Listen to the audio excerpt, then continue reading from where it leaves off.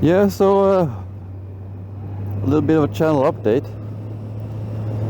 I just got a new apartment, so I'll be selling the bike. I think I made a video about a month ago about not selling this bike and keeping it for the next 3 years, which definitely was the plan until I got a great apartment. And it costs a little bit more, of course, but it's like twice the size, so can't let that go. But that means I gotta get rid of the very expensive bike, both in living costs and down payments and everything else. So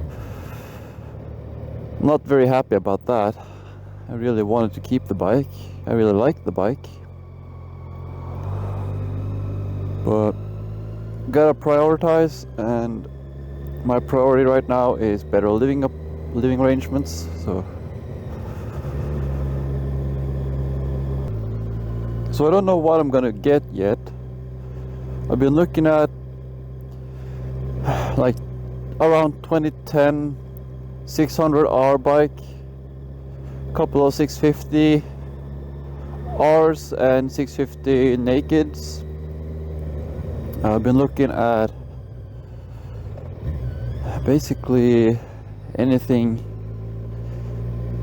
sport, touring or naked bike in the category,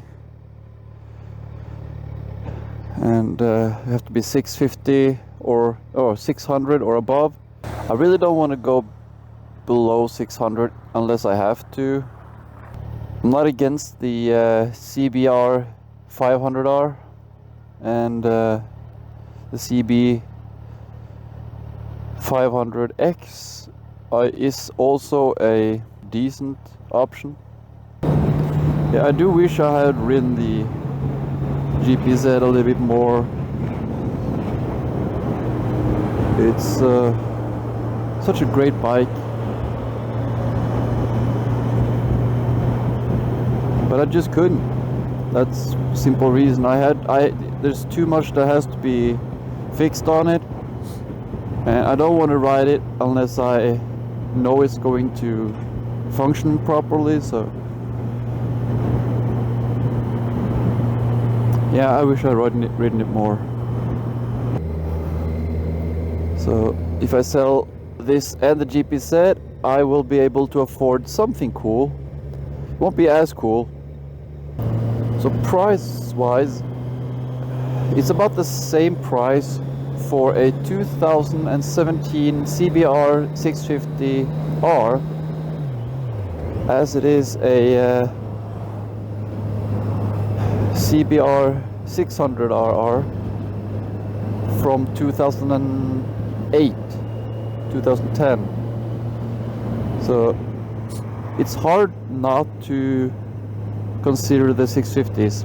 Also, I have nothing against the 650s. They are really great bikes. Not as good track bikes and rarely as good like setup wise. Like if you're going to ride hard, you're probably going to reach the limits of the 650 a lot quicker than you want to. But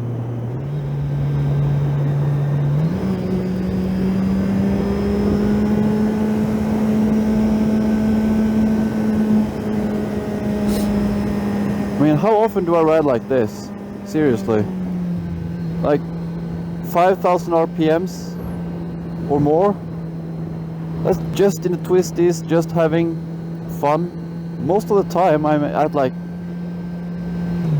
usually at these speeds I'm at 4th gear, which is like 2,000-3,000 RPMs. There is no actual reason to have a bike that requires high RPMs at all times. So the 600s are sort of a double-edged sword. Yeah, they're more fun, but they really are impractical. Also, when you buy a 600R, you have to expect that nobody has done anything to the suspension or brakes or anything like that in years. So many times I have seen 600s for sale and asked people, how long is it since they serviced the forks and the rear shock? And the answer is usually, I don't know. Because they bought the bike, had it for 2 years, selling it, and they haven't done it. So they don't know.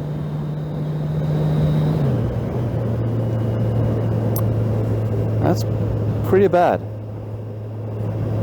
And of course, can't forget about the cream of the crop of the naked bikes. I can get, for the expected price that I will get from this bike after down paying the loan, and if I sell the GPZ 600 as well, I can get a 2014 to 2016 MT-09 or a even newer MT-07. I can almost buy a new MT-07. I'm looking at the GSX S 750, I think it's called now, which I did test ride and I did a review on it, or a first ride, and I was never happy about that video because the GoPro camera died before I was halfway. So I stopped to just take a look at the bike and I just heard the camera go off. That video really never captured my entire opinion on the bike, because I did love the bike. Anyone who thinks that I didn't like the bike is usually watching the first 2 minutes of the video and they just start hammering on me. I do actually say in the end of the ride that I'm really impressed with the power. At like 5,000 and up, it's okay. From 7,000, it just screams power. Really good bike. Easy to handle, nice seating position, but it's a little bit neutral. It's not like a badass, it's not like the MT-09. There's a lot of good options. I'll still be riding, I'll still have a really fun bike, but I won't be having this beast anymore, and I am sad about that. I really am. I have a feeling that in 3 years, if I didn't sell it, if I didn't get a new apartment and I have to sell this, in 3 years I would think I wouldn't sell this at all, because this bike can do anything. It can be really sporty, it can be really toury, it can be fun, easy to ride. You can drive just about at any speed. It's fine at low speed, it's stable and nice at high speeds. Corners beautifully. Yeah, there's one thing that I'm really happy about being a motorcyclist in these times. There is no lack of good bikes. Anything made from 2010 is quality, as long as you stick to the big names. Even the Ducatis and the Aprilias, and basically any motorcycle made from 2010 is pretty good quality. The KTMs as well, they had their issues from 2010-ish and out. Those issues are mostly gone. Yeah, I really got a good feeling about what I'm gonna get. I don't know what yet, but gotta have to see what I get for this baby. So what bikes would you get if you had to sell your dream bike and buy something cheap or cheaper? Yes, that's pretty much the end of the video. I didn't have a lot to say today. I'm sort of sad, I'm sort of happy, I'm kind of mixed emotion.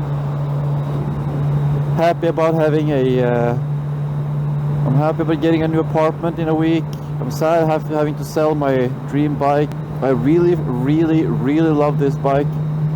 So if you're considering buying a 2017 to 2019 Z1000 SX or the Ninja 1000 as it's called some places, I can wholeheartedly recommend it. It really, really is a good bike. I will miss this bike for a long time. And if I didn't have to sell it because of the apartment, I would probably keep it forever. So sadly and happily, I have to say goodbye. Hopefully you'll join me in another video later, either on a loaner or a new bike, depending on a lot of things.